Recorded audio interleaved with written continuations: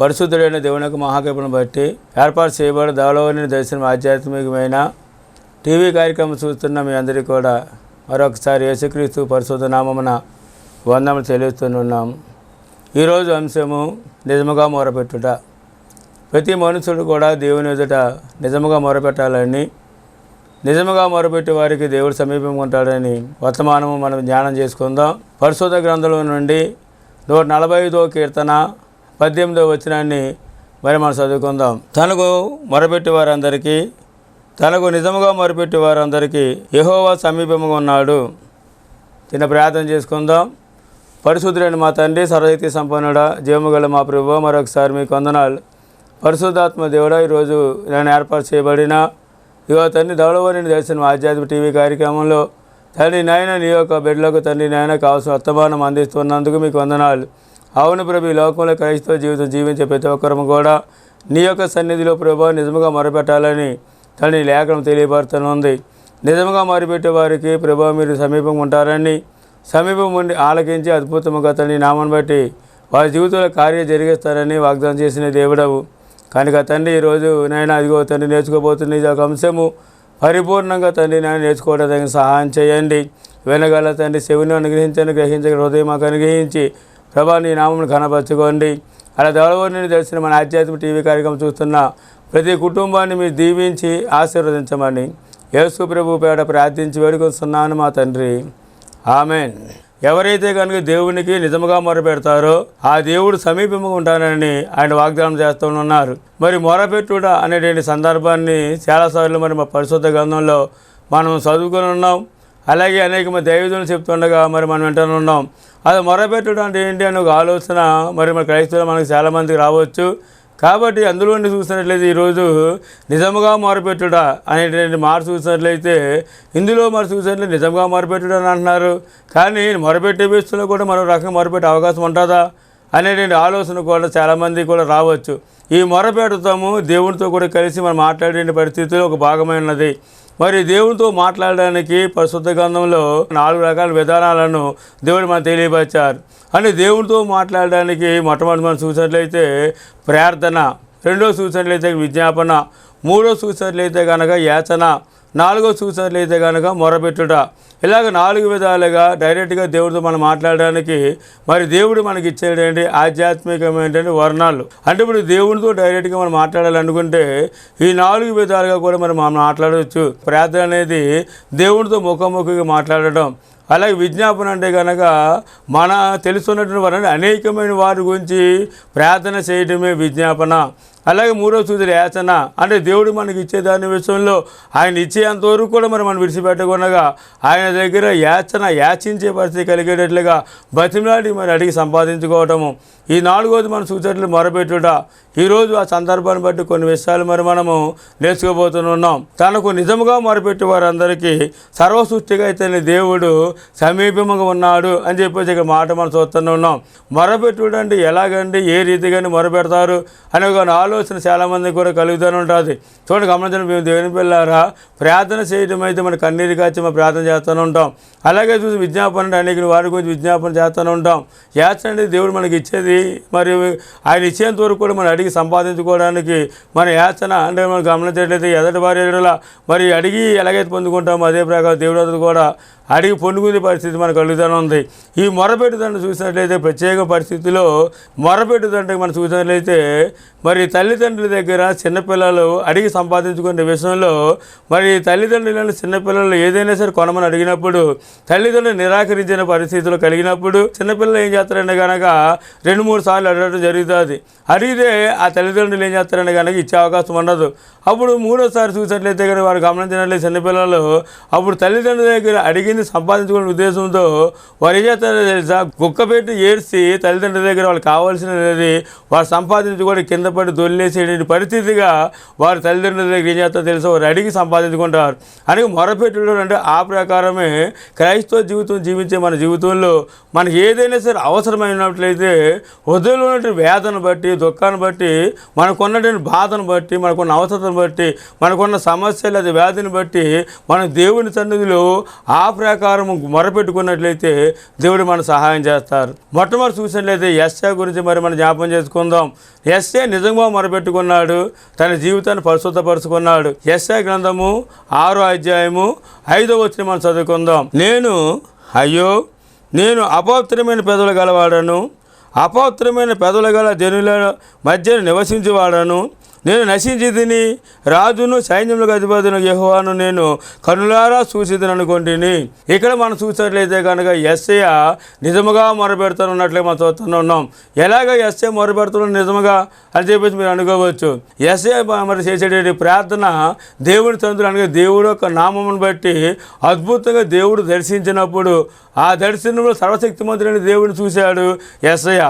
అప్పుడు సర్వశక్తిమంతుడైన దేవుని చూసినప్పుడు ఆ జీవము గల దేవుని చూసిన చెరుపులు పరిశుద్ధుడని ఆ దర్శనం ద్వారా ఆ పరిశుద్ధులైన దేవుడిని మహిమపడుతున్న చెరుపులను చూడగానే తన జీవితంలో చూసినట్లయితే ఆధ్యాత్మికమైన జీవితము ఎంతగా కోల్పోయాడో తనని గ్రహించగలిగి వెంటనే తన హృదయంలో చూసినట్లయితే కనుక తనలో ఉన్న లోపము ఏమైనదో, తనలో ఉన్నటువంటి చూసిన అపవిత్రత ఏమైనదో, తనలో దేవునికి వ్యతిరేకంగా తన జీవితం ఎలా కొనసాగిస్తున్నాడో సమస్తము గ్రహించగల స్థితి అక్కడ యెషయా చూసిన కనుగొన్నట్టు చూస్తున్నాం. ఆ చూసిన దర్శనాన్ని బట్టి పరిశుద్ధత లేకుండా ప్రభుని చూడలేమని, పరిశుద్ధత లేకుండా ప్రభుని ఆరాధన చేయలేమని, పరిశుద్ధత లేకుండా ప్రభుని కనపరచలేమని, పరిశుద్ధత లేకుండా ప్రభు దగ్గర జీవించలేమని ఒక ఉద్దేశం కలిగిన వాడేమండి యెషయా ఏం చేశాడో తెలుసా? వెంటనే దేవుడి సన్నిధిలో మొరపెట్టుకోవడం ప్రారంభించాడు. యెషయా మొరపెట్టుకుంటున్నప్పుడు ఒకే ఒక మాట చెప్పడం జరిగింది, నేను అపవిత్రమైన పెదవులు గలవాడను అన్నాడు. యెషయా పెదాలు అపవిత్రమైనప్పుడు తను నిజంగా ఎలా మొరపెట్టుకున్నాడు? మరి చూసినట్లయితే అపవిత్రమైన పెదాలతో దేవుడి సన్నిధిలో ప్రార్థన చేసినప్పుడు ఆ అపవిత్రమైన పెదాలతో ప్రార్థన చేసి దేవుడు ఆలకిస్తాడా అంటే ఆలకించే అవకాశం లేదు. కానీ ఇక్కడ నిజముగా మరి చూసినట్లయితే యెషయా మొరపెట్టుకున్నట్లే మనం ఇక్కడ చూస్తున్నాం. ఆ మొర ఎలా పెట్టుకున్నాడంటే కనుక తన హృదయంలో నుండి దుఃఖాన్ని అంటే తను చేసిన పాపమును హృదయంలో తలంచుకొని అయ్యో అని చెప్పేసి ఆయన దేవుడి సన్నిధిలో ఆయన మొరపెట్టుకోవడం ప్రారంభించాడు. అనగా దేవుడికి పరిశుద్ధతను చూసినట్టే యెషయా అయ్యో దేవుని గొప్ప పరిశుద్ధులై ఉన్నాడే, అలాంటి పరిశుద్ధుని దేవుడిని స్తుతించడానికి ఆరాధించడానికి మహిమపరచడానికి యోగ్యత లేదే, అయ్యో నేను అపవిత్రమైన పెదాలు గలవాడనయ్యా అని చెప్పి తన హృదయంలోని చూసినట్లు ప్రార్థన చేసినట్లుగా, తన హృదయంలోని చూసినట్లయితే కనుక మొరపెట్టుకున్నట్లుగా, అప్పుడే నిజముగా తను మొరపెట్టుకున్నట్లుగా మరి మనం చూస్తున్నాం. కానీ గమనించాలని ప్రియమైన దేవుని పిల్లారా, యెషయా ఎప్పుడైతే నిజముగా తన హృదయంలో నుంచి వచ్చిన వేదనను బట్టి చూసినట్లయితే తను చేసినటువంటి పాపమును ఒకసారి జ్ఞాపకం చేసుకొని అపవిత్రమైన పేదాలను పవిత్రపరచుకోవాలని ఎంతగానో ఆశించి దేవుడి సన్నిధిలో తన హృదయముతో ప్రార్థన చేసినప్పుడు ఆ ప్రార్థన దేవుడు ఆలకించాడు. గమనించిన ప్రేమ దేవుని పిల్లారా, అది నిజముగా మొరపెట్టుకోవడం దేవుడి సన్నిధిలో నిజముగా మొరపెట్టుకోగానే వెంటనే ఆ మొర్ర దేవుడు ఆలకించారు. ఏం చేస్తుందో తెలుసా? వెంటనే తన యొక్క మన చెరూపులను పంపించి బలిపీఠం మీద నిప్పును తీసివేసి ఆ నిప్పును తీసుకొని వచ్చి ఆ అపవిత్రమైన పెదాలు కలిగిన పెదాలను తాకగానే వెంటనే పెదాలు చూసినట్లయితే కానీ పవిత్రపరచబడిన చూస్తున్నాం. అనగా యెషయా పెదాలు ఎప్పుడైతే పవిత్రపరచబడ్డాయో ఆ పవిత్రపరచబడిన పెదాలతోటి వెంటనే దేవుడు స్తుతించడానికి సిద్ధపడి కలిగిన హృదయము యెషయా కలిగినట్టు చూస్తున్నాం. గమనించిన దేవుని పిల్లారా, పవిత్రపరచబడిన పెదాలు కలిగిన వాడు ఉన్నప్పుడు యెషయాను అప్పుడు దేవుడు వెంటనే ప్రశ్నించాడు, అయ్యా నా పని కొరకు ఎవరు వెళ్తారని చెప్పి అడిగినప్పుడు అప్పుడు వెంటనే యెషయా చెప్తున్నాడు కదా, అయ్యా నేనున్నాను నన్ను పంపన్నాడు. గమనించిన ప్రేమ దేవుని పిల్లారా, ఇవన్నీ కూడా చూసినది ఒకే సమయంలో ఒకేసారి జరిగినట్లు మనం చూస్తున్నాం. ఆయన మొర్రపెట్టుకోని అంటే యెషయా మొర్రపెట్టుకోగానే దేవుడు ఆలకించడము, పెదాలను పవిత్రపరచడము, పవిత్రపరచబడిన పెదాలతో తన జీవితాన్ని పరిశుద్ధపరచడం, మరి పాపమంతా పరిహారం చేయడము చేసిన తర్వాత దేవుడు తన సేవ కొరకు ఒక ప్రవక్తగా యెషయాని ఏర్పాటు చేసుకుని చూస్తున్నాం. ఇదే నిజంగా మొరపెడతాం వలన తనలో ఉన్నటువంటి అపవిత్రత యావత్తు కూడా మరి ఎస్ఐ పోగొట్టుకొని పరిశుద్ధపరచబడి దేవునికి ఉపయోగపడే పాత్రగా ఎస్ఐ అని దేవుడు తీర్చిదిద్దినట్లు చూస్తున్నాం. గమనించండి దేవుని పిల్లారా, నీలో ఉన్న అపవిత్రత కానీ, నీలో ఉన్న పాపము కానీ, నీలో ఉన్న హేమైన కార్యాలు కానీ, దేవుడికి అసభ్యమైన కార్యాలు కానీ నీలో ఏమైనా ఉన్నట్లయితే కనుక అవి ఎస్ఐ ఎలాగైతే నిజంగా మొరపెట్టుకున్నాడో అలాగే నువ్వు నిజంగా మొరపెట్టుకున్నట్లయితే దేవుడు అద్భుతంగా నీలో ఉన్నటువంటి ప్రతి అపవిత్రత యావత్తు తీసివేసి నిన్ను పరిశుద్ధుడైన దేవుడు నిన్ను పరిశుద్ధపరుస్తారు. కాబట్టి గమనించడం దేవుని పైన నిజంగా మొరపెట్టుకోవాలంటే పెదాలతో కాదు కానీ హృదయంతో మొరపెట్టుకోవడం నిజంగా మొరపెట్టుకున్నట్లుగా మనం చూస్తున్నాం. మనం చూసినట్లయితే ఎస్ఐ నిజంగా మొరపెట్టగా ఆయన జీవితం పరిశుద్ధపరచబడ్డాది. రెండో మాట చూసినట్లయితే కనుక పరిశుద్ధ గ్రంథంలో దేవుని ప్రజలైన వారు ఉన్నారు. ఆ దేవుని ప్రజలైన వారు ఎవరంటే కనుక ఇశ్రాయేలు జనాంగము. ఆ ఇశ్రాయేలు జనాంగం చూసాను ఎక్కడ బంధించబడిపోయారని చూస్తే ఐగుప్తు అనేటువంటి బంధకాల్లో వాళ్ళు బంధించబడిపోయారు. అనగా ఐగుప్తు అనేటువంటి దేశంలో వాళ్ళు బంధించబడ్డారు. కాబట్టి బంధించబడిపోయిన తర్వాత అక్కడ వారు చేసేటువంటి వెట్టి సాకిని బట్టి, వారు కలిగినటువంటి కష్టాన్ని బట్టి, వారు కలిగినటువంటి వేదనను బట్టి, వారికి ఉన్నటువంటి భయంకరమైనటువంటి ఆ ఇనుప కొలుములో చేసేటువంటి పనిని బట్టి, భారమును బట్టి వారు ఎంతగానో దేవుడి సన్నిధిలో మొరపెట్టుకునేలా మనం చూస్తున్నాం. కష్టకాలం మందు వారు యెహోవాకు పెట్టుకున్నట్లుగా బైబిల్ చూస్తున్నాం. నిర్గమకాండము 2వ అధ్యాయము 23వ వచనం మనం చదువుకుందాం. అలాగున అనేక దినములు జరిగిన మీదట ఐగుప్తు రాజు చనిపోయాను. ఇశ్రాయేలు తాము చేస్తున్న వెట్టిపనులను బట్టి నిట్టూర్పులు విరుసు మొరపెట్టుచుండగా తమ వెట్టు పనులను బట్టి వారు పెట్టిన మొర్ర దేవుని వద్దకు చేరెను. దేవునికి స్తోత్రం.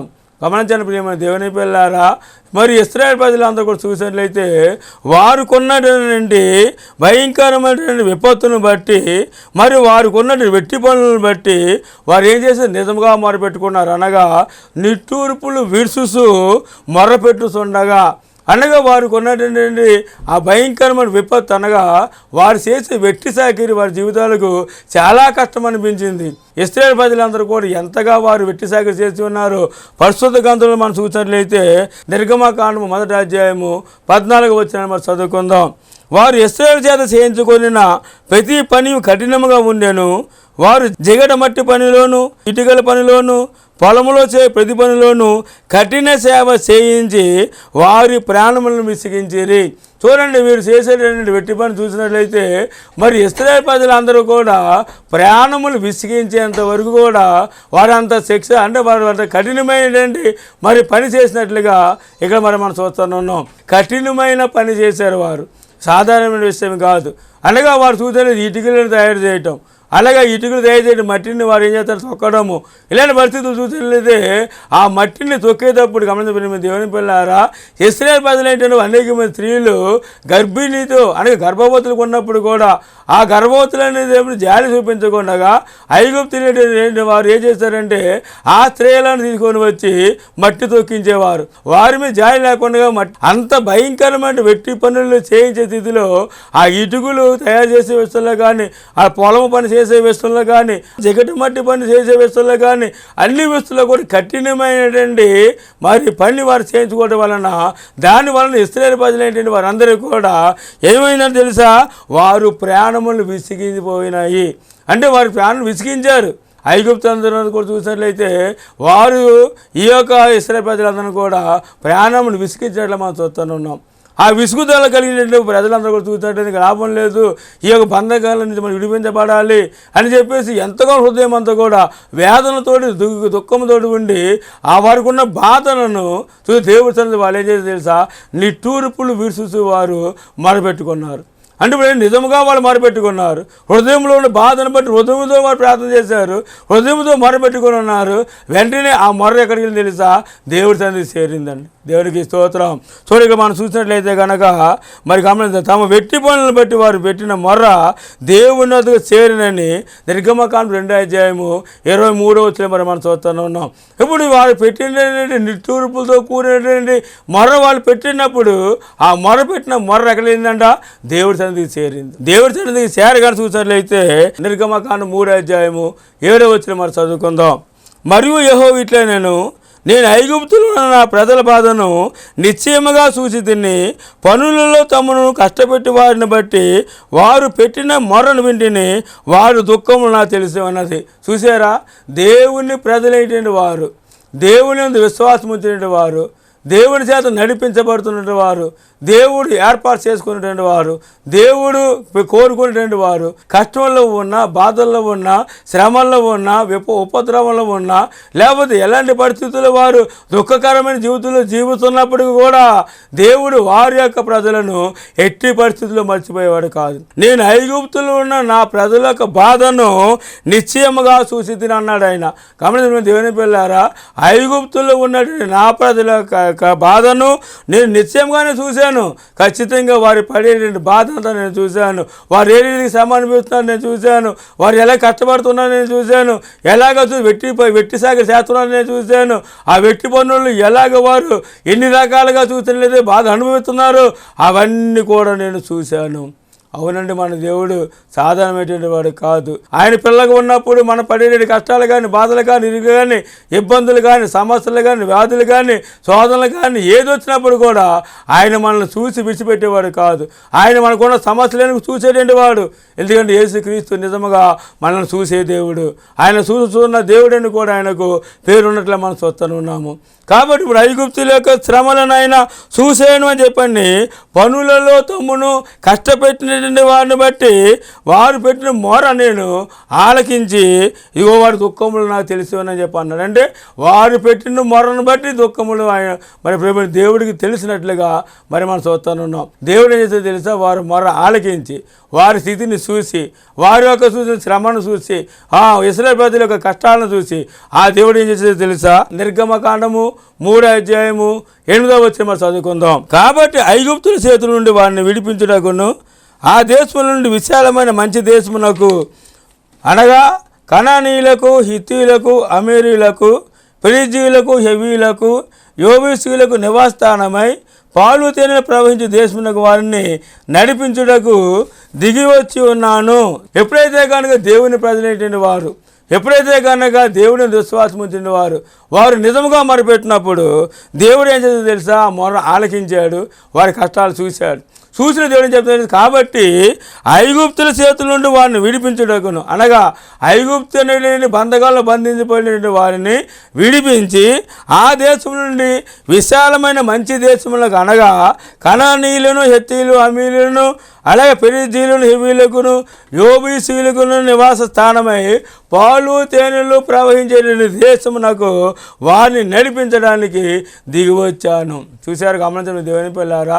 అక్కడ చూసినట్లయితే కానీ యెషయా నిజంగా మొరపెట్టినప్పుడు దేవుడే ఆ యొక్క మొర్ర ఆలకించి చెరువుని పంపించి తన పెదాలను పవిత్రపరిచి పాపం పరిహారం చేసి దేవుడి సేవకు వాడుకున్నాడు.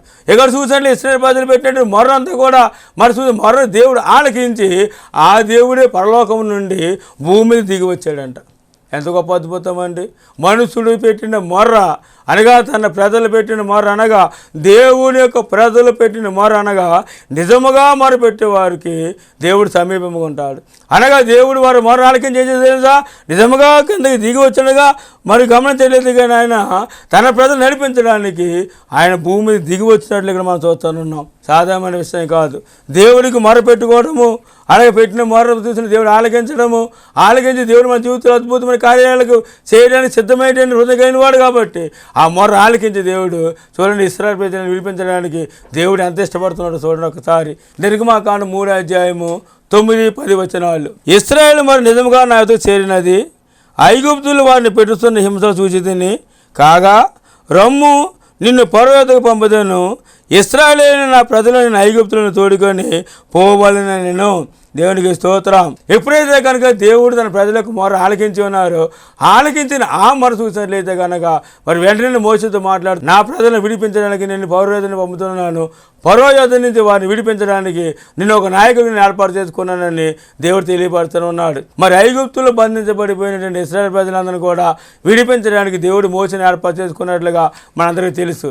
కాబట్టి మోషేని ఏర్పాటు చేసుకున్న తర్వాత ఐగుప్తుల నుంచి తన ప్రజలు రప్పించడానికి దేవుడు అక్కడ 10 అద్భుతమైన కార్యాలు చేసి అప్పుడు తన ప్రజలు ఇశ్రాయేలు ప్రజలందరినీ కూడా దేవుడు ఐగుప్తుల నుంచి బయట తీసుకొని వచ్చినట్లుగా మన చరిత్ర తెలుసు. కీర్తన గ్రంథము 9వ అధ్యాయము 12వ వచనంలో 2వ భాగము, బాధపరచబడి వారిని జ్ఞాపం చేసుకొనును, వారి మొర్రను ఆయన మరువాడు. గమనించండి దేవుని పిల్లారా, బాధపడేటువంటి తన ప్రజలైన వారిని జ్ఞాపం చేసుకున్నాడు.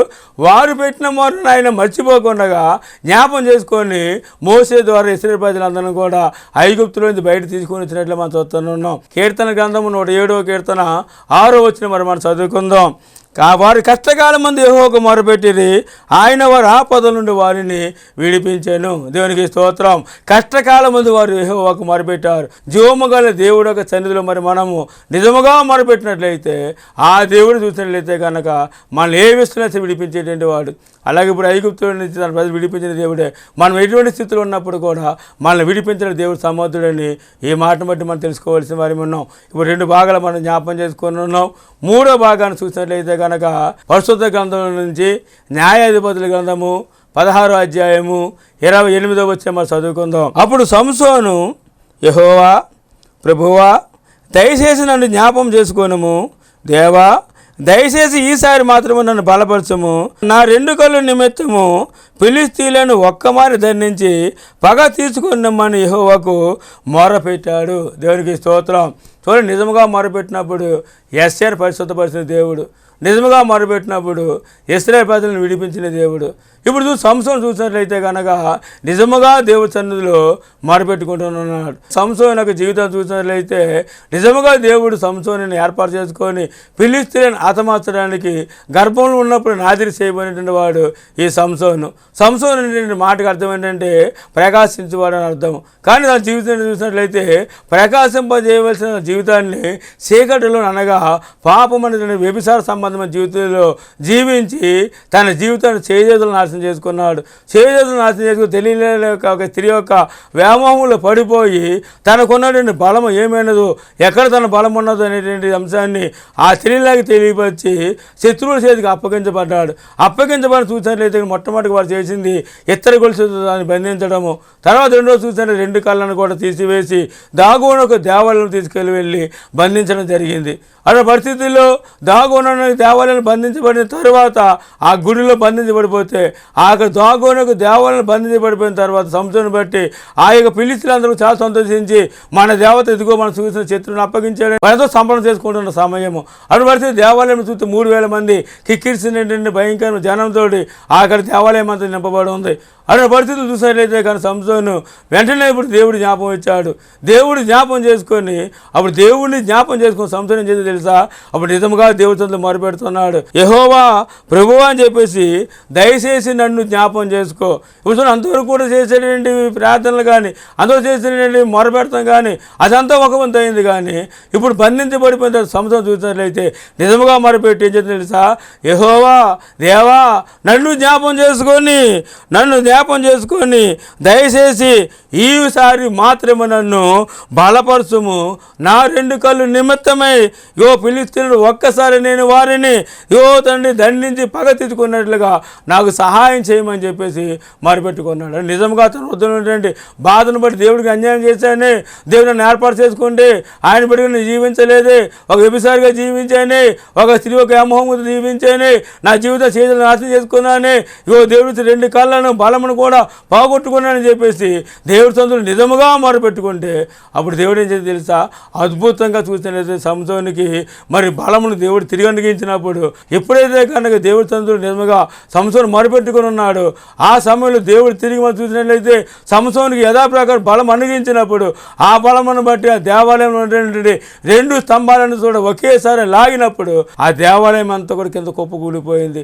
కుప్పకూలిపోయినప్పుడు చూస్తే ఎంతమంది చనిపోయారంటే 3000 మంది చనిపోయినట్లు మనం చూస్తున్నాం.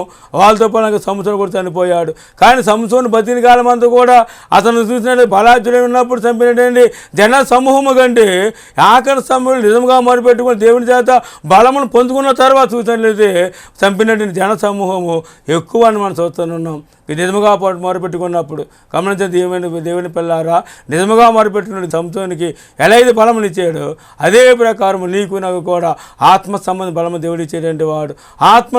ఆత్మతోటి సాతాను జయించడానికి, లోకాన్ని జయించడానికి, పాపమును జయించడానికి దేవుడు మనకు అధికారం ఇచ్చేటువంటి వాడు. కాబట్టి నువ్వు ఏ స్థితిలో పాపం ఉన్నప్పుడు కూడా ఇప్పుడే నిజముగా దేవుడిని మొరపెట్టుకున్నట్లయితే దేవుడు నీకు ఆధ్యాత్మికమైన బలమును అనుగ్రహించేటువంటి వాడు గుర్తించాలి. కాబట్టి 3 భాగాలు మనం జ్ఞాపకం చేసుకొని ఉన్నాం. ఒకరు చూసినట్లయితే కానీ యేసయ్య అపవిత్రమైన జీవితాల నుంచి పరిశుద్ధపరచబడ్డాడు. రెండోది నిజముగా మొరపెట్టుకోవడం వలన ఇశ్రాయేలు ప్రజలందరూ కూడా చూస్తే ఐగుప్తుని బంధువులను బయటికి రావడం జరిగింది. మూడోది నిజముగా మొరపెట్టుకోవడం వలన సంసోను మరియు పోయినటువంటి బలమును తిరిగి పొందుకొని ఫిలిష్తీయులందరూ ఒకేసారి హతమార్చినట్లు చూస్తున్నాం. గమనించిన ప్రేమ దేవుని పిల్లారా, నిజముగా మొరపెట్టేవాడి నీ జీవితంలో అద్భుతమైన కార్యాలు చేయడం దేవుడు సమర్థుడు. నిజముగా మొరపెట్టే నీకు ఏ సమస్య ఉన్నప్పుడు కూడా ఉపవాసం ఉండి కన్నీరు కాచి దేవుడి సన్నిధిలో నిజముగా మొరపెట్టితే దేవుని జీవితంలో అద్భుతమైన కార్యం చేసి నిన్ను గమనించినట్లయితే నీ జీవితానికి కావాల్సిన ప్రతి అవసరం దేవుడు తీర్చి నేను అత్యధికంగా దేవుడు అనేక వరకు ఆశీర్వాదకంగా దేవుడు మారుస్తున్నాడు. అటు ప్రభుత్వం దేవుడు మనలను మరి నింపేటట్లుగా ప్రార్థన చేసుకుందాం. ప్రార్థన. పరిశుద్ధుడైన మా తండ్రి, సర్వశక్తి సంపన్నుడా, జీవముగలిగిన మా ప్రభువా, మరొకసారి మీకు వందనాలు. పరిశుద్ధాత్మ దేవుడా, యువతని ఈరోజు మీరు మాతో మాట్లాడో నిజంగా మొరపెట్టే వారికి అనగా యువతని నిజంగా మొరపెట్టే వారికి ప్రభువా మీరు సమీపంగా ఉంటారని చెప్పి తెలియపరిచిన మాటను బట్టి మీకు ఎంతగానో వందనాలు చెల్లిస్తున్నామయ్యా. అవును తండ్రి నాయన, ఇదిగో ప్రభు యేసయ్య నిజంగా మొరపెట్టుకోక పవిత్రపరిచావు. అలాగే ఇశ్రాయేలు ప్రజలు నిజంగా మొరపెట్టుకోగా బంధకాలను విడిపించావు. అలాగే సంసోను నిజంగా మొరపెట్టుకోగా మరి పోయిన పనులను తిరిగి ఇచ్చి ప్రభువా ఫిలిష్తీయులను హతమార్చడం సహాయం చేసావు. అదే ప్రకారం మా జీవితంలో కూడా నిజంగా మొరపెట్టే జీవితం మాకు ఇయ్యయ్యా. నిజంగా మొరపెట్టే జీవితం మాకు ఇయ్యయ్యా.